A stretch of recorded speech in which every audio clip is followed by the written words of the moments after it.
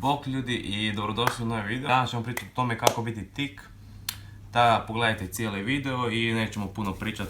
Idemo krenuti odmah.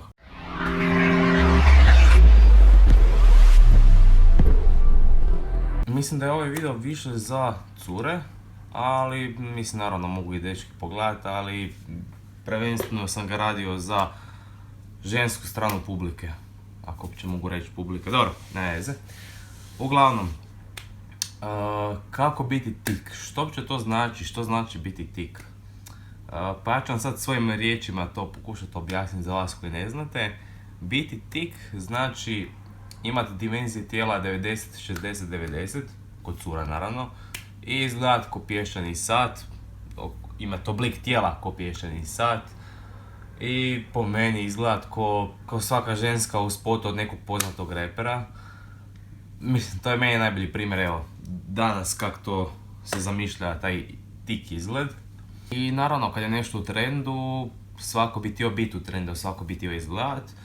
Tako i sad, svaka cura bi htjela biti tik. Ali naravno, pošto internet je internet, YouTube, Instagram, ima jako puno informacija i uvijek ćemo naći nekakve točne i netočne informacije, a nažalost u većini slučajeva po pitanju nekakvih stvari za fitness ćemo naći više netočnih informacija i te su informacije, ajmo reći, da budu što jednostavnije, što brže, što bolje i u što kraćem roku da vi napravite svoj rezultat, što naravno nije moguće i ne možete ovako prek noći sad napusnuti prstima i sad ćete biti vi savršeni, izgledati super, ne. Znači, treba nam, ajmo reći, nekakav malo duži proces, nije to tako sve jednostavno. To govorim zato što ako bi danas napisali na internet ili na YouTube how to get tik, bi našli 101 video, 101 glupu informaciju i to najčešće, mislim, neću sad generalizirati muški i ženski rod, ali najčešće kod fitness influencerka ćete naći nekakve informacije, odnosno njihovi videi gdje će one reći da trebate kupiti njihovu kremu, njihov nekakav čudnovati plan prehrane, uglavnom sve njihove proizvode i onda ćete tek izgledati tik. I onda kad to vi napravite, gle, do tad će ona izmisliti još jedan drugi proizvod koji ćete opet trebati kupiti. Tako da, ili vam daju samo nekakve glupe informacije koje nemaju smisla. Znači, jednostavno, vi to naravno da nećete znati. Vi nećete znati da li ona točno ili netočno priča. Zato što ima 10.000 ljudi koje prate, još i više, još sam malo rekao. I ono, ak izgleda tako kak izgleda, ak je toliko ljudi prati, pa sigurno priča nešto što valja, znači ne izmišlja gluposti. Ali najčešće danas je to, imam tu neku šljokicu. Danas je najčešće to u fitnessu i u toj industriji da, kao što sam rekao, svi bi htjeli što brže, što bolje zaraditi na vama, jer je takva i potražnja, znači vi bi svi htjeli preko noći. A to tak ne ide i onda najčešće budu ti nekakvi, ajmo reći, privremeni rezultati, ali na dugoročnoj stazi ti rezultati nikako ne funkcioniraju i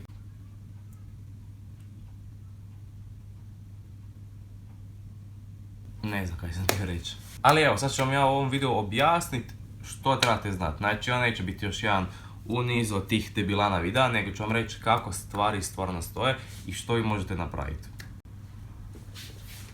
Evo, sada se cijeli vidim budala, nisam ni skužio. Uglavnom, nisam ni skužio da se sam vidim do ovdje. Idemo dalje.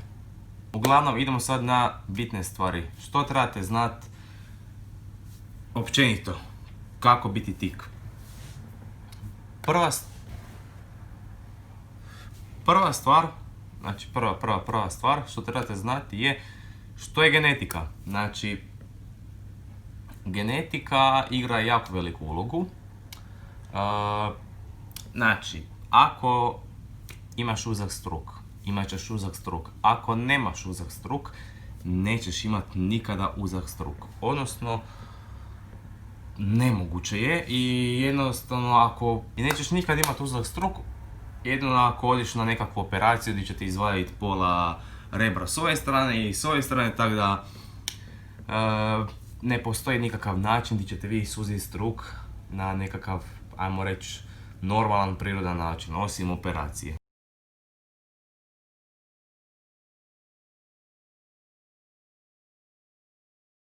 Druga stvar, ovo isto ulazi u genetiku.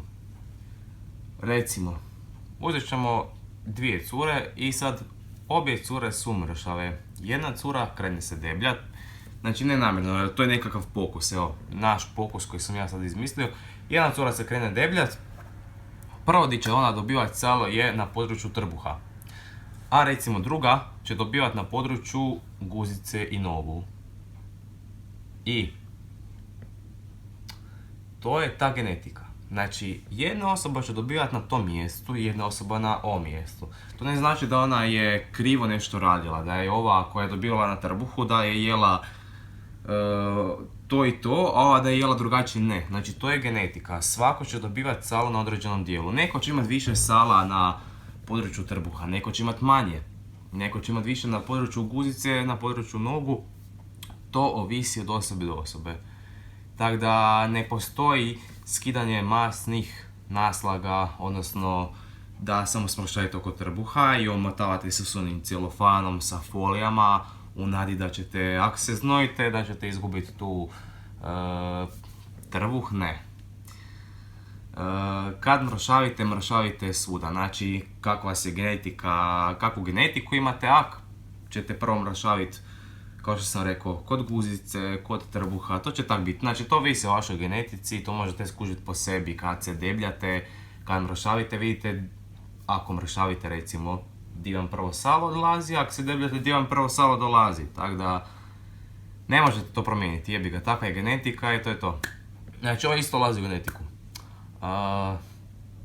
Ajmo reći da postoje osobe koje imaju više talenata za sport, a neke imaju manje.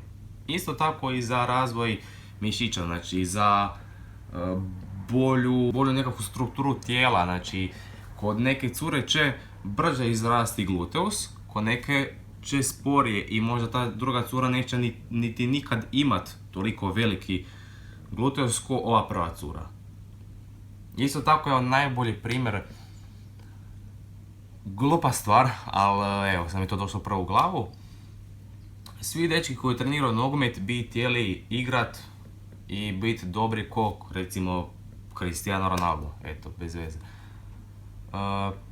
Ali nikad neće biti ko oni. Zašto? Zato što nemaju genetiku, nemaju tu nekakvu inteligenciju za taj sport, znači nikad neće biti ko oni.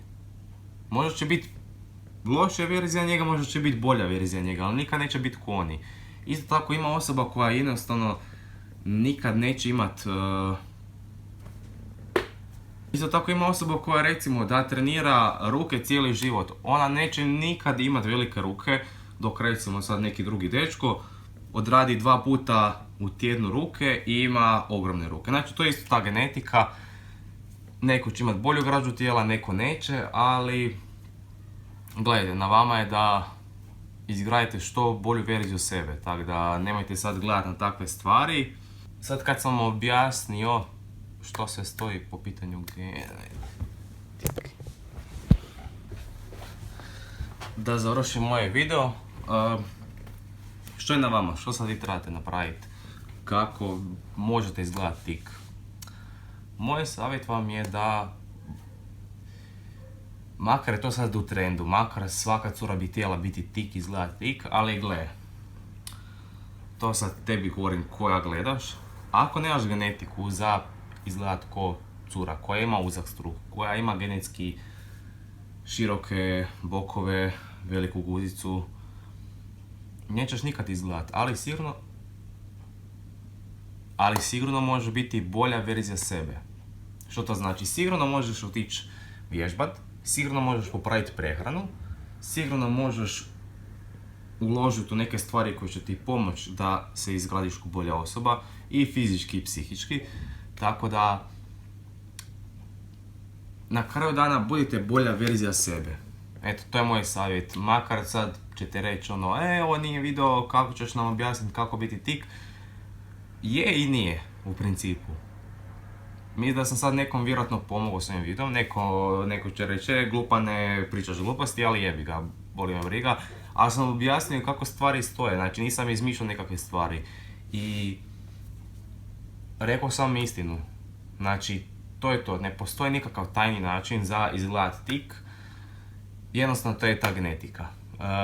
U većini, znači veliki postotak, ovo ostalo je naravno trening, prehrana, odmor i ta 3 glavna faktora, ali ako nemaš građu za izgledat ko fitness model, ko cura koja je tik, nećeš nikad izgledat, tako da kažem, da se ne bi razočarali, da ne bi došlo, zašto ja neću izgledat, zašto ja ne izgledam tako nakon recimo 5 godina treniranja, sve pratim kako treba, a druga cura izgleda, zato što jednostavno nemaš genetiku, a ta druga cura će imat genetiku, ti nećeš, ali sigurno u tih 5 godina si napravila nekakav progres, napravila si nekakav napredak u odnosu na onu prvu godinu.